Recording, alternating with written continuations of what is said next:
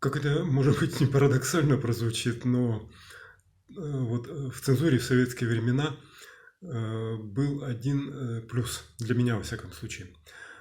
Чуть погодя я поясню, что имею в виду, а пока о том, как эта цензура выглядела. Вот так называемая микрофонная папка.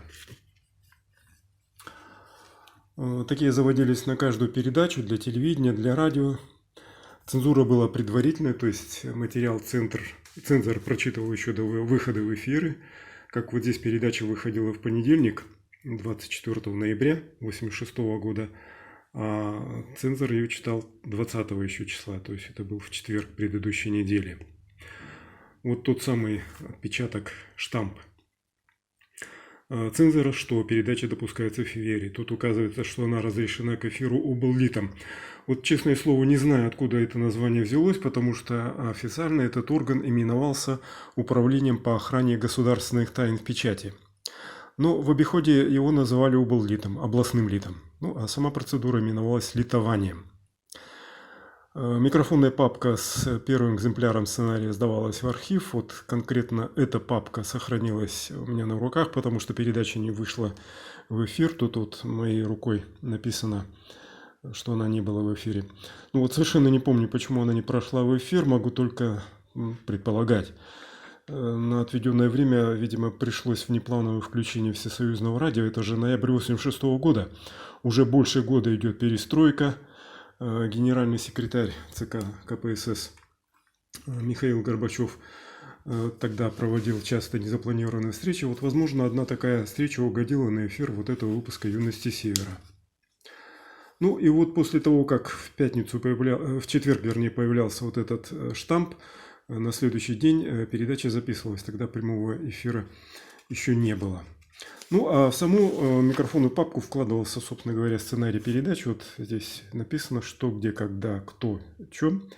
Буква «Д» – это дикторский текст, ну, то есть то, что я должен был говорить, ну и говорил, соответственно, на записи. Ну, а МГФ – это магнитофонная запись. И дальше шла полная расшифровка того, кто что говорил. Вот как здесь видите. Вы знаете, вот и сейчас-то, в общем-то, это дело такое достаточно муторное, делать расшифровку. Ну, а тем более в те годы, когда еще не было никаких компьютерных программ для преобразования звуков в текст. Тогда, собственно говоря, самих компьютеров-то еще и в помине даже не было. Тогда было верхом блаженства, если в редакции была нормальная пишущая машинка, ну нормальная в смысле рабочая пишущая машинка, с неразбитой клавиатурой, с нормальной пишущей лентой, ну, не разбитой в хлам от длительного пользования. Вот большая часть времени на радио тогда уходила на то, о чем слушатели не догадывались, на техническую вот такую рутинную подготовку материала к эфиру. Ну, а теперь о том, что, собственно говоря, во всем этом в муторном было хорошего. А хорошее то, что все, вот от слова абсолютно все материалы сохранились. Ну, как минимум в архивах. А у таких вот дотошных по радио людей, как я, они еще и на руках. У меня есть копия абсолютно всех печатных текстов, которые я готовил для радио, для телевидения, для газет, для журналов, для интернета. А когда на телевидении пришла цифра, то и многие последние видеоматериалы у меня тоже сохранились. Ну, вот вы их можете видеть на этой моей страничке в Ютубе.